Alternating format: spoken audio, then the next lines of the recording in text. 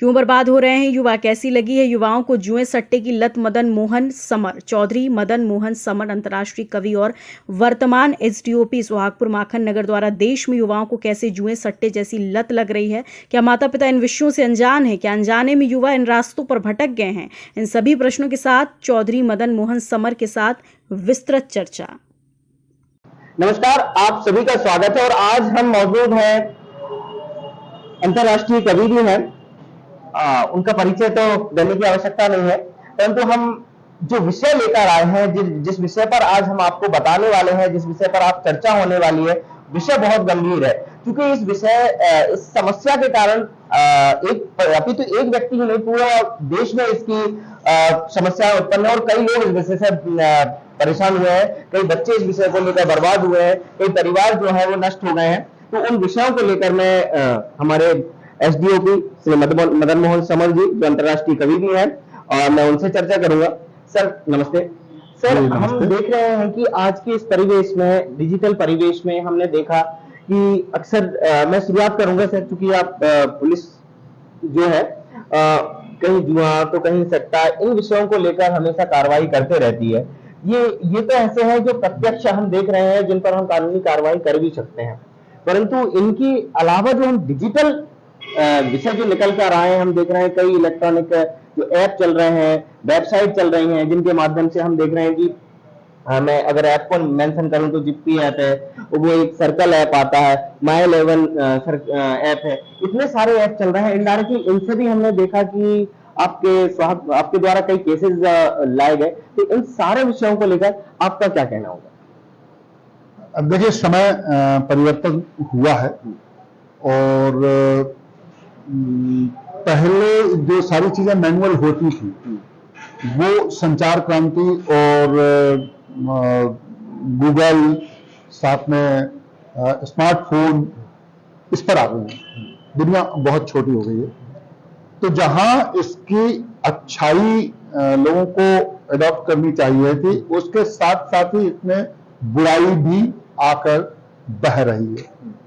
नदी का स्वभाव होता है कि नदी तो बहती जाती है, उसके अंदर शुद्ध जल भी है और कचरा भी आता है। अब यह हम पर निर्भर करता है कि हम क्या लेते हैं। जहां तक आप मुझसे प्रश्न कर रहे हैं कि जो ऐप के माध्यम से जो स्थितियां उत्पन्न हो रही हैं, वो बहुत चिंताजनक है आज के युवा के हिसाब से, आज के बच्चों के हिसाब से। क्योंकि पैसा जल्दी कमाने के लिए लोन ऐप, फिर तीन पत्ती ऐप, जुआ ऐप, आईपीएल के सट्टा ऐप, ये सब आपके मोबाइल पर है।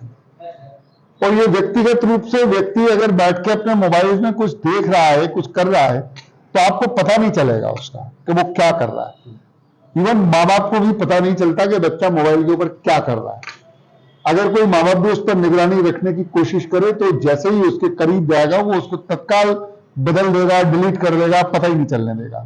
क्योंकि बच्चा टेक्नोलॉजी को ज्यादा समझता है बनिस्बत पेरेंट्स के। तो ये बहुत ही खतरनाक स्थिति निर्मित हो गई है और इसके लिए कई बार केंद्र सरकार की तरफ से भी ये प्रपोजल आए हैं, बात चली है कि इसके विरुद्ध कानून बनाया जा रहा है। तो जितनी जल्दी से जल्दी इनके विरुद्ध कानून बनाकर इन्हें प्रतिबंधित किया जाए देश के हित में, उतना ही अच्छा होगा। धन्यवाद सर। एक विषय और भी निकल कर आता है कि हम देखते हैं कि चाहे वो गुटखा हो, बीड़ी हो, सिगरेट हो, शराब हो, या फिर ये ऐप हो, इसमें हर एक चीज में लास्ट में लिखा होता है ये स्वास्थ्य के लिए हानिकारक है। तो डिजिटल ऐप में लिखा होता है कि इसमें आदत पड़ना या वित्तीय हानि होना हो सकता है। तो ये सारी व्यवस्थाएं होने के बाद भी ऐसी घटनाएं निरंतर घटती जा रही हैं। हर शराब की बोतल के ऊपर, हर बीड़ी गुटखे पान के ऊपर ये लिखा होता है, लेकिन उसके बावजूद भी अगर ये सारी चीजें होती हैं, तो इसका सीधा सीधा अर्थ है अवेयरनेस की कमी है। लोग अपने ऊपर नियंत्रण नहीं रख सकते, जिसकी वजह से ये सब होता है। और ये केवल लिखने मात्र से काम नहीं चलता, ये तो लोगों को खुद ही समझना चाहिए।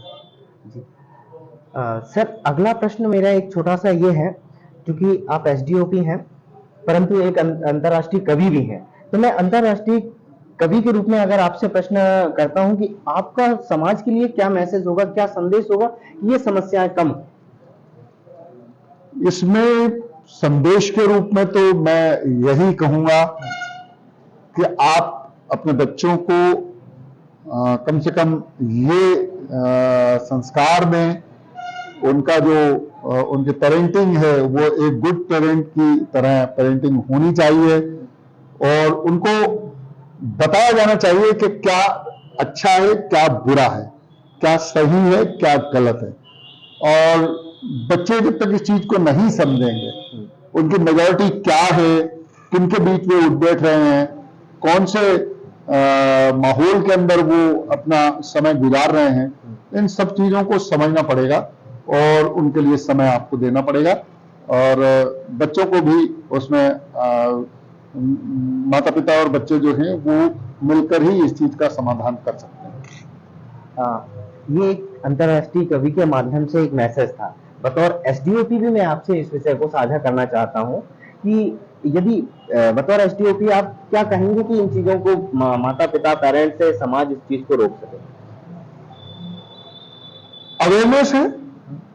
आज अगर माता पिता स्वयं ही इन चीजों का उपयोग करेंगे तो डेफिनेटली वो अपने बच्चों को नहीं रोक पाएंगे।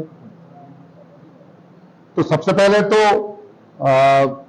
पेरेंट्स को, ग्रैंड पेरेंट्स को, सबको इन चीजों से मुक्त होना पड़ेगा कि वे इस ऐप का, इस तरह की जो लालच हैं उनसे बचें, जो सैद्धांतिक चीजें हैं उनका पालन करें, असैद्धांतिक, लालच, इन सब से दूर रहें। अगर वो इनसे बचेंगे तभी वो अपने परिवार को भी सुरक्षित रखेंगे, वरना या तो अब स्थिति ये है कि चोरों को बाहर जाने की जरूरत नहीं है, बैठे बैठे मोबाइल पे ही खाते खाली कर देते हैं। जी, ये घटना हमने देखी भी है कि कई मोबाइल हैक हो जाते हैं, ओटीपी लेते हैं, और कई ऐसी घटनाएं सोहागपुर में भी हुई जिसमें लोगों को नुकसान हुआ है। तो आपने देखा कि हमने जो विषय आपके साथ साझा किया कि इनडायरेक्टली बच्चे किस तरीके से बर्बाद हो रहे हैं, हमने देखा कि सोहागपुर की अगर बात करी जाए तो सबसे ज्यादा आईपीएल खेलने वाले जो केसेस हैं तो ऐसे लोगों को पकड़ा गया और सबसे ज्यादा केसेस भी सोहागपुर में हुए।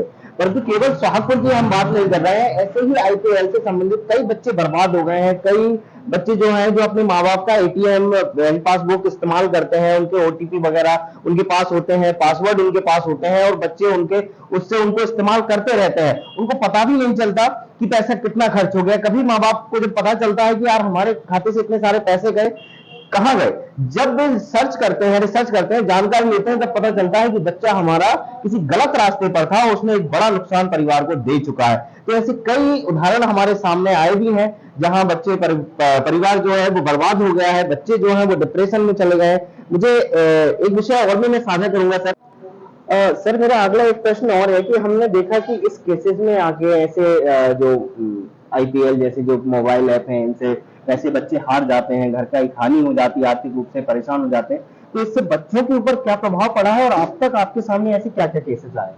बहुत भयावह प्रभाव पड़ता है, और ये इन सब चीजों से, चाहे वो पोर्न ऐप हो या फाइनेंशियली ऐप हो, ये वीडियो गेम्स हो जिसमें टारगेट होता है, और वहां तक पहुंचते पहुंचते फिर उनको प्रेशर बनाया जाने लगता है, उनको दबाया जाने लगता है। सारे चाइनीज ऐप जो काम करते हैं, तो उसमें युवा हों या बच्चे हों, वो फिर इतना डिप्रेशन में आ जाते हैं कि सुसाइड तक कर लेते हैं। वो माँ बाप उस चीज को समझ ही नहीं पाते कि हुआ क्या है, बहुत बाद में पता चल पाता है। तो इसलिए जरूरी है ये कि आप बैकअप जरूर देखें कि क्या चल रहा है मोबाइल के अंदर, मोबाइल की परिस्थितियों को आप समझें और उसमें अपडेट हो। ऐसा नहीं कि हम तो पुराने लोग हैं, अब हम कैसे समझें, क्या करें, ऐसा नहीं है। अगर आप थोड़ा सा समझेंगे तो वो आप खुद भी एक्सपर्ट हो सकते हैं और उसके ऊपर निगरानी रख सकते हैं। तो ये निगरानी बहुत जरूरी है। तो जैसे कि सर ने बताया कि हमने बताया कि कई परिवार जो हैं, जो बच्चे हैं, वो आर्थिक रूप से घर परिवार के जो पैसे हैं उनको इन्वेस्ट कर देते हैं और बाद में डिप्रेशन में चले जाते हैं और आत्महत्या तक की केस सामने निकल कर आते हैं। तो इतनी सारी बड़ी समस्याओं को किस तरीके से आप अपने बच्चों का ध्यान रख सकते हैं, उनका ख्याल रख सकते हैं, उनकी स्टडी में हेल्प कर सकते हैं, उनके ऊपर निगरानी रख सकते हैं। तो आपने देखा कि हमारे साथ एसडीओपी श्री मदन मोहन समर जी थे, जो अंतर्राष्ट्रीय कवि भी हैं, और उनके माध्यम से जो एक मैसेज दिया गया, एक सलाह दी गई किस तरीके से कि बच्चों को हमें ख्याल से रखना ही है, क्योंकि अगर नहीं किया गया तो परिणाम बहुत भयावह हो सकते हैं। तो मिलते हैं अगले अंक में, ऐसी ही कई चीजें हम आपके साथ साझा करते रहेंगे। अपने शहर, अपने प्रदेश की ताजा खबरों के लिए लाइक करें, शेयर करें, सब्सक्राइब करें और हाँ, बेल आइकन दबाना ना भूलें, क्योंकि खबर हमारी, फैसला जनतंत्र का।